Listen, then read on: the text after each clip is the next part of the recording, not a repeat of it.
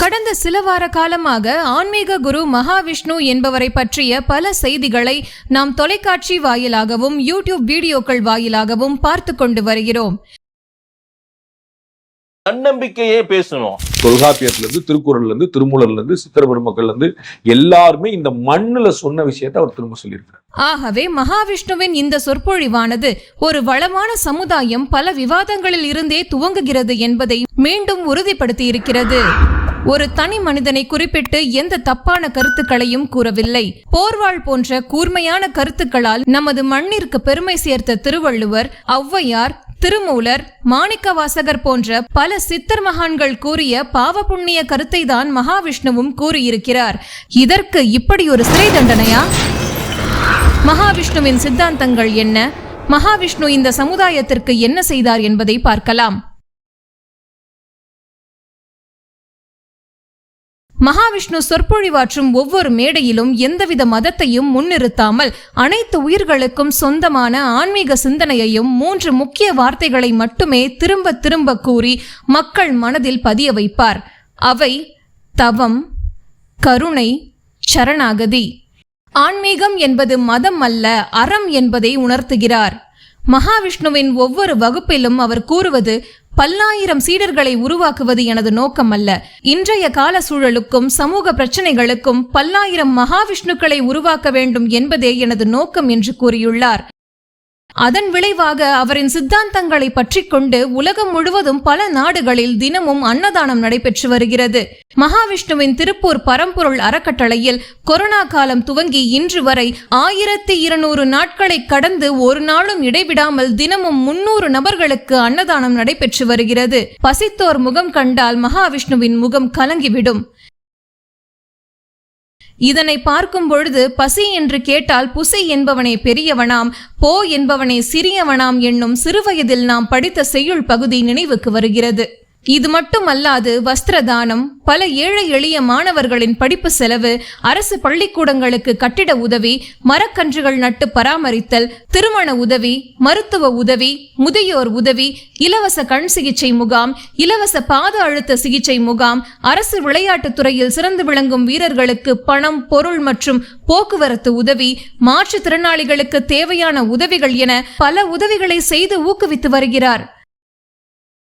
இந்திய சட்டத்திட்டங்களுக்கு உட்பட்டு 2021ஆம் ஆண்டு ஏப்ரல் மாதம் பதிவு செய்யப்பட்ட அவரது பரம்பொருள் அறக்கட்டளைக்கு மக்கள் அளிக்கும் நன்கொடை அனைத்திற்கும் இந்திய அரசின் 80G வரி விலக்கு அளிக்கப்படுகிறது.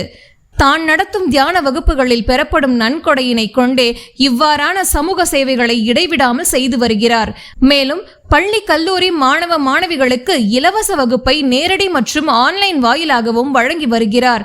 இவ்வாறு மகாவிஷ்ணு செய்யும் சேவைகளால் உலகில் தனக்கென வாழாமல் பிற உயிர்களுக்காக வாழும் மகான்களை விரல் விட்டு எண்ணிடும் பொழுது வெறும் 30 வயதான மகாவிஷ்ணுவும் அந்த பட்டியலில் வந்து விடுகிறார். வயது வெறும் 30 அவர் பெற்ற ஞானத்திற்கான வயதையும் செய்து கொண்டிருக்கும் மக்கள் சேவைக்கான பலனையும் கணக்கிட முடியாது.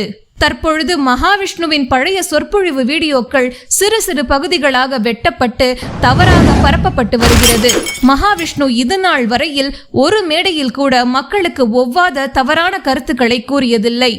மகாவிஷ்ணுவை முழுவதும் அறியாத பலருக்கு அவர் மீது 1000 எதிர்கருத்துக்கள் இருக்கலாம். ஆனால் அவரது சொற்பொழிவை முழுமையாக கேட்ட எவரும் அவரை எதிர்த்ததில்லை. ஏனெனில் அவர் பேசும் அனைத்தும் சமுதாயத்திற்கு தேவையான சத்திய வார்த்தைகளாகும். சைதாப்பேட்டை பள்ளியில் நிகழ்ந்த நிகழ்வானது மகாவிஷ்ணுவின் மக்கள் சேவைக்கும் ஆன்மீக வாழ்விற்கும் தடைக்கல் அல்ல.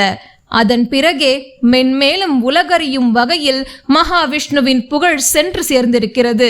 மாணவர்களே, இன்று ஒரு விஷயத்தை தெளிவாக புரிந்து கொள்ளுங்கள். உங்க வாழ்க்கையில் அடுத்த கட்டம் போகணும் அப்படின்னா வாழ்வியல் கல்வி என்பது முக்கியம். முதல்ல அதை முயற்சி பண்ணணும், அதுக்கப்புறம் ரெகுலராக பயிற்சி பண்ணணும், அதுக்கப்புறம் அது வாழ்க்கையோட மாபெரும் மகிழ்ச்சியாக மாறிவிடும்.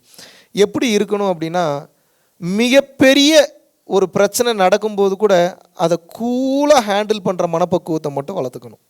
நல்லா புரிஞ்சுக்கோங்க, உங்கள் மைண்ட் செட்டு தான் உங்கள் வாழ்க்கையே. நீங்கள் எப்படி தெரியுமா வாழ்கிறீங்க? நாளைக்கு என்ன நடக்க போகுதுன்றதை இன்றைக்கி நீங்கள் என்ன மைண்ட் செட்டில் இருக்கீங்களோ அதுதான் தீர்மானிக்குது. நல்லா புரிஞ்சுக்கோங்க. நீங்கள் எப்போ நீங்கள் அந்த சுச்சுவேஷனை ஏற்றுக்கிறீங்களோ அப்போ தான் முதல்ல வந்து கூல் அண்ட் ஸ்டடியாக ஆவீங்க. நீங்கள் எப்போ கூலாக ஸ்டடியாக ஒரு பிரச்சனையை டீல் பண்ணுறீங்களோ நீங்கள் அப்போ ஞானியாக மாறிட்டீங்கன்னு அர்த்தம். ஜெயிக்கணும்னு நினைக்கிறீங்களா, இப்படித்தான் ஜெயிக்கணும்னு நினைக்காதீங்க. அது நீடு, அந்த எக்ஸ்பெக்டேஷனை தூக்கிடுங்க. நான் சிங்கர் தான் ஆகணும், நான் கோடீஸ்வரன் தான் ஆகணும், நான் ஆக்டர் தான் ஆகணும், எதுவுமே வைக்காதீங்க. 0 பண்ணிடுங்க. எந்த எதிர்பார்ப்பும் இருக்கக்கூடாது, வேலையை மட்டும் செய்யுங்க. அப்போ என்ன பண்ண முடியும், நம்மளால் முடிஞ்ச அளவுக்கு சிறந்தது எதுவோ அதை பண்ணலாம். அதுக்குண்டான ரிசல்ட்டை இறைவன்கிட்ட விட்டுடலாம். நம்ம எப்படி இருக்கணும், மைண்ட் செட்டு தான். நீங்கள் என்ன வைப்ரேஷனை எமிட் பண்ணுறீங்க, அதான் மேட்ரு.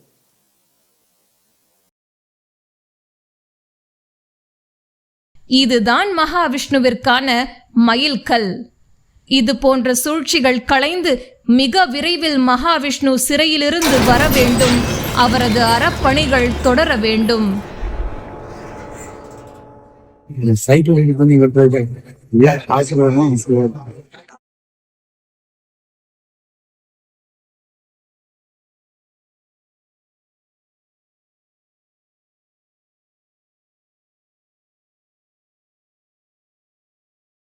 உலக தமிழ் சொந்தங்களுக்கு வணக்கம். நான் ராஜவேல் நாகராஜன்.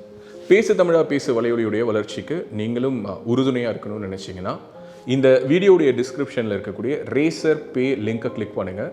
அந்த லிங்க்கில் போயிட்டு உங்களுக்கு விருப்பமான தொகையை பேசு தமிழா பேசுவனுடைய வளர்ச்சிக்கு உங்களுடைய பங்களிப்பாக நீங்கள் கொடுக்கலாம்.